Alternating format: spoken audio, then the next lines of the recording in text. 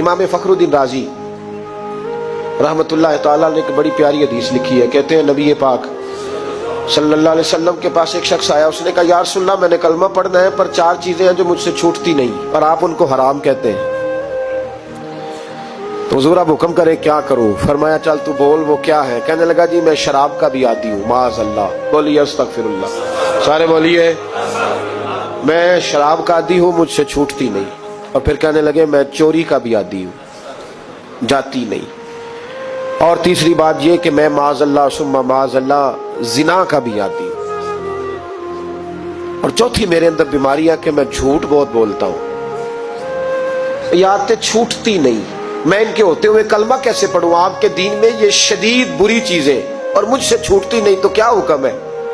मेरे महबूब अलैहिस्सलाम को अल्लाह ने बड़ी हिकमत अता फरमाई, बड़ा नवाजा है नबी पाक ने। हुजूर ने बड़े खूबसूरत जुमले कहे, फरमाया को सौदा कर ले मेरे साथ। अर्ज की हुजूर हुक्म हो? फरमाया चारों में से एक छोड़ दे, कलमा पढ़ ले, सौदा कर ले। कहा हुजूर हुक्म करे कौन सी?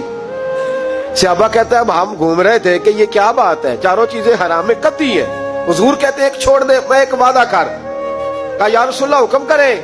तो सहाबा कहते हैं अब जब हुजूर ने कहा ना एक छोड़ दे तो हम फिर तज्जिया कर रहे थे कि शराब बड़ी गंदी है, जिना बड़ा गंद है, चोरी किसी के हक में डाका है, जुल्म है।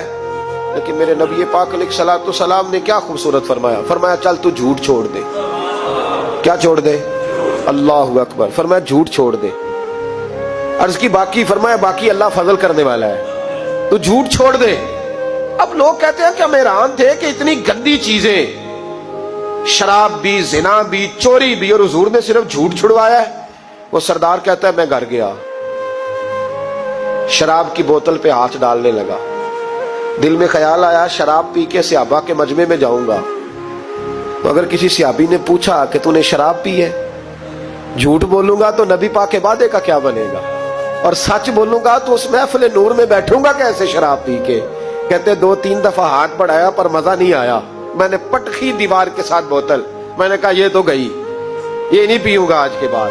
कहते फिर मैं बाहर निकला उस औरत के पास रात गुजारने जहां मुंह काला करना था। कहते जब पहुंचा तो उसने पहला सवाल पूछा, कहने लगी सुना है तू कलमा पढ़ गया है? कहते बस वजूद चकनाचूर हो गया। कहते बिजलियां दौड़ गई। मैंने कहा अगर झूठ बोलूं तो हुजूर के वादे का क्या बनेगा? महबूब ने कहा झूठ नहीं बोलना, अगर सच बोलूं तो फिर इसके करीब कैसे जाऊं? कहते वहां से भी लौट आया।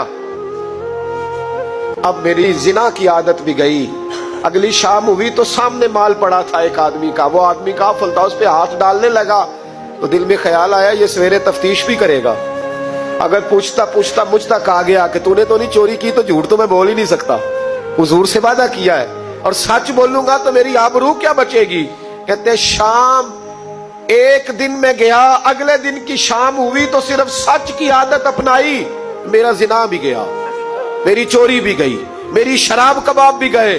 कहते तीसरे जाके दरवाजा रसूल पे बैठा, सहाबा बाकी अपना काम करते रहे, मैं सिर्फ मुस्तफा का चेहरा तकता रहा, मैं बस चेहरा तकता रहा। देर हो गई तो एक सहाबी कहने लगे क्या देख रहे हो? तो मैंने कहा इस रसूल का कमाल देख रहा हूं, इस महबूब का कमाल देख रहा हूं। एक झूठ छुड़वाया है तो रब करीम ने मुझे सारे तकवे अता फरमा दी।